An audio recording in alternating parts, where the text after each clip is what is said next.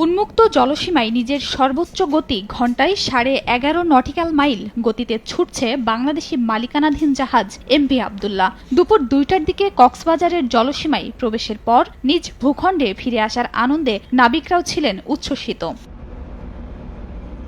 শঙ্কামুক্ত বাধাহীন পরিবেশে দ্রুত গতিতে এগিয়ে চলা এমভি আবদুল্লাহ জাহাজের আপাতত গন্তব্য চট্টগ্রাম বন্দরের বহির্নগর হিসেবে চিহ্নিত কুতুবদিয়ায়। এখানেই আগামী কয়েকদিন অবস্থান হবে জাহাজটির। জাহাজে করে দুবাইয়ের হারমিয়া বন্দর থেকে আনা চুনামাটি লাইটারের জাহাজে খালাস করা হবে। মঙ্গলবার জাহাজটিতে যোগ দেবে নতুন 23 জন নাবিক। তাদের কাছে দায়িত্ব হস্তান্তর করে জাহাজ থেকে নেমে আসবেন পুরাতন 23 নাবিক। তাদেরকে বোটে করে নিয়ে আসা হবে চট্টগ্রাম নগরীর সদরঘাটে। এখানেই স্বজনদের সঙ্গে মিলিত হবেন তারা।